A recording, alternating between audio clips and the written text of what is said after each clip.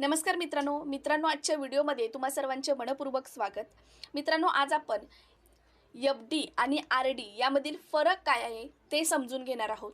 FD म्हणजे एक रकमी पैसे जमा करणे आणि आर-डी म्हणजे दर महिन्याला थोडी बचत करणे। आता या दोन्हीमधील नेमका फरक काय आहे? जर तुम्ही 5 वर्षाची जर एफ-डी केली तर किती पैसे मिळतात आणि तेवढ्याच रकमेत जर तुम्ही आर-डी केली तर किती पैसे मिळतात, या दोन्हीमधील फरक काय आहे ते आज समजून घेणार आहोत। तर मित्रांनो, व्हिडिओ स्किप न करता व्हिडिओ शेवटपर्यंत नक्की बघा। आणि जर तुम्ही मराठी अवनी यूट्यूब चॅनलवरती नवीन असाल तर चॅनलला सबस्क्राईब करायला विसरू नका। चला तर मग व्हिडिओला सुरुवात करूया। तर मित्रांनो, सर्वात आधी आपण एफ-डी म्हणजे काय ते जाणून घेऊया। तर एफ-डी म्हणजे फिक्स डिपॉझिट। आपण एकदाच ठराविक रक्कम बँकेत किंवा पोस्टामध्ये आपण ठराविक कालावधीसाठी जमा करू शकतो। आता तुम्हाला जर 50,000 किंवा 1,000 अशी रक्कम तुम्ही 1 वर्ष, 3 वर्ष किंवा 5 वर्षासाठी तुम्ही एफ-डी करू शकता। एफ-डीमध्ये तुम्ही किती व्याज मिळते हे तुम्हाला आधीच ठरलेलं असतं। पैसे सुरक्षित असतात आणि मार्केटचा कोणताही धोका नसतो। आता एफ-डी कधी उपयोगी ठरते? जेव्हा तुमच्याकडे एक रकमी जर पैसे असतील किंवा तुमचे पैसे खर्च होऊ नये असे जर वाटत असेल किंवा तुम्हाला रिस्क घ्यायची नसेल तर तुम्ही एफ-डी करू शकता। त्याच्यानंतर एफ-डीचे फायदे काय आहेत? तर ती पूर्ण सुरक्षित आहे। तुम्ही बँक किंवा पोस्ट ऑफिसमध्ये कोणताही धोका नाही, पूर्णपणे सुरक्षित आहे। त्याच्यानंतर निश्चित परतावा आहे, किती पैसे मिळणार हे आधीच माहीत असतं। त्याच्यानंतर सिनियर सिटीजनला जास्त फायदा आहे। आणि त्याच्यानंतर जर तुम्हाला गरज पडल्यास कर्ज, एफ-डीवर लोनसुद्धा मिळतं। हे फायदे आहेत। आता एफ-डीचे तोटे काय आहेत? जसे फायदे आहेत तसे तोटे आहेत। तर तोटे काय आहेत? तर तुम्ही जर मध्येच पैसे काढले तर तुम्हाला पेनल्टी लागते। जर तुम्ही 5 वर्षाची जर तुमची एफ-डी असेल आणि त्याच्या जर अगोदरच तुम्ही जर एफ-डी मोडली तर तुम्हाला पेनल्टी लागते।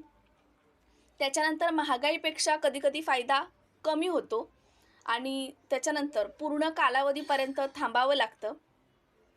हे फायदे आहेत। त्याच्यानंतर आपण आर-डी म्हणजे काय ते पाहणार आहोत। तर आर-डी म्हणजे रिकरिंग डिपॉझिट।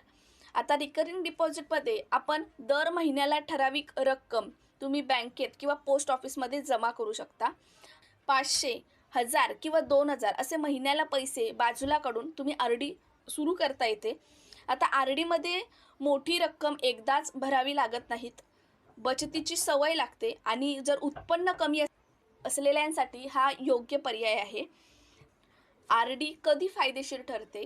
तर आर-डी त्या लोकांसाठी उपयुक्त आहे ज्या गृहिणी आहेत, जे नोकरदार वर्ग आहेत किंवा जे छोटे व्यावसायिक आहेत, जे दर महिन्याला छोटी बचत करू शकतात, अशा लोकांसाठी आर-डी फायदेशीर आहे।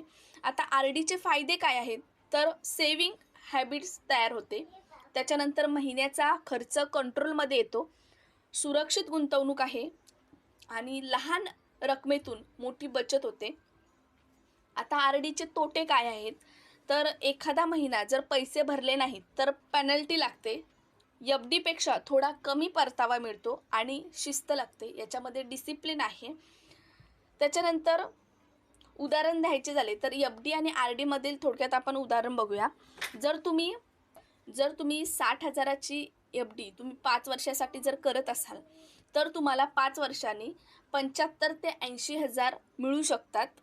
त्याच्यानंतर जर तुम्ही तीच रक्कम जर आर-डीमध्ये केली, म्हणजे आर-डी तुम्ही जर महिन्याला 1,000 पासून सुरुवात केली, दर महिन्याला 1,000 जर भरली 5 वर्षासाठी तर तुम्हाला 5 वर्षांनी तुम्हाला 75,000च्या आसपास मिळून जातात।